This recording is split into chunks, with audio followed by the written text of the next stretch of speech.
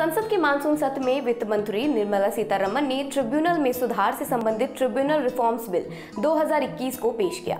इस बिल के माध्यम से विभिन्न ट्रिब्यूनल की व्यवस्था को समाप्त कर न्याय प्रणाली को सरल और व्यवहारिक बनाने की तैयारी की जा रही है।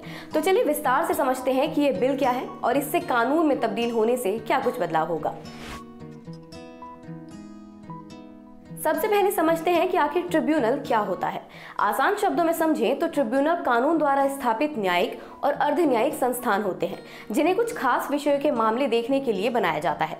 ट्रिब्यूनल में सुनवाई तेज होती है और फैसले भी जल्दी लिए जाते हैं। अब आप सोच रहे होंगे कि आखिर इन्हें बनाने का अधिकार किसके पास होता है।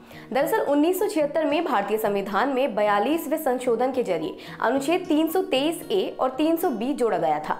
अनुच्छेद 323A के अंतर्गत संसद को सरकारी ऑफिसर की भर्ती और सेवा शर्तों से संबंधित मामलों में फैसला लेने के लिए एडमिनिस्ट्रेटिव यानी प्रशासनिक ट्रिब्यूनल के गठन का अधिकार दिया गया था। ये ट्रिब्यूनल केंद्र और राज्य दोनों स्तरों के लिए हो सकते हैं। वहीं अगर बात करें अनुच्छेद 323B की, तो इसमें कुछ विषय जैसे टैक्स और भूमि सुधार शामिल किए गए थे जिनके लिए संसद या राज्यों की विधानसभा कानून बनाकर ट्रिब्यूनल का गठन कर सकती है। बता दें, इसके आ जाने से लोगों को जल्द न्याय मिल सकेगा। लोगों की सहूलियत के लिए 9 ट्रिब्यूनल को बंद किया जा रहा है। जो मामले इन ट्रिब्यूनल्स में चल रहे हैं वह या तो वाणिज्यिक न्यायालय में या फिर सीधे उच्च न्यायालय में ट्रांसफर किए जाएंगे।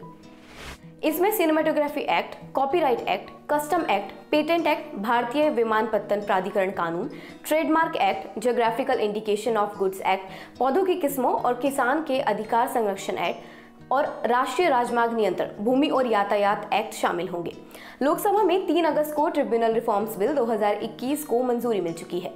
9 अगस्त को यह राज्यसभा में भी पास हो चुका है।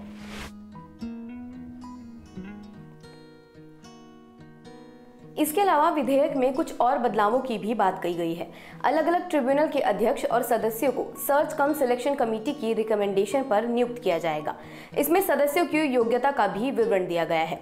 इसके अनुसार सेंट्रल ट्रिब्यूनल्स की सिलेक्शन कमेटी के अध्यक्ष भारत के मुख्य न्यायाधीश या उनके द्वारा कोई नामित सर्वोच्च न्यायालय के न्यायाधीश ही हो सकते हैं। अध्यक्ष के अलावा केंद्र सरकार द्वारा नामित 2 सचिव भी बतौर सदस्य रहेंगे। इनके साथ वर्तमान अध्यक्ष या सुप्रीम कोर्ट व हाई कोर्ट के रिटायर्ड मुख्य न्यायाधीश और उस मंत्रालय के सचिव भी कमेटी का हिस्सा हो सकेंगे।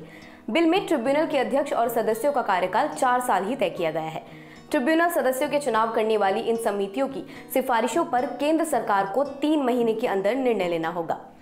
वहीं अगर राज्य के ट्रिब्यूनल्स की बात करें तो इनके लिए भी अलग सर्च कम सिलेक्शन कमेटियां होंगी। इन कमेटियों में अध्यक्ष के तौर पर राज्य के हाई कोर्ट के मुख्य न्यायाधीश रहेंगे, राज्य लोक सेवा आयोग के अध्यक्ष, ट्रिब्यूनल के आउटगोइंग अध्यक्ष या उच्च न्यायालय के रिटायर्ड जज और राज्य के जनरल एडमिनिस्ट्रेटिव डिपार्टमेंट के सचिव या प्रमुख सचिव कमेटी का हिस्सा होंगे।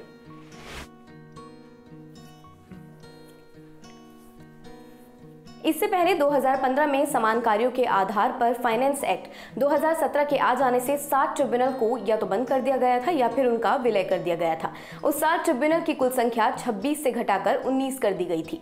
सरकार द्वारा इस विधेयक में इस बार कहा गया है कि पिछले 3 सालों के आंकड़ों से पता चलता है कि अलग अलग क्षेत्रों में ट्रिब्यूनल्स ने तेजी से न्याय प्रदान नहीं किया है।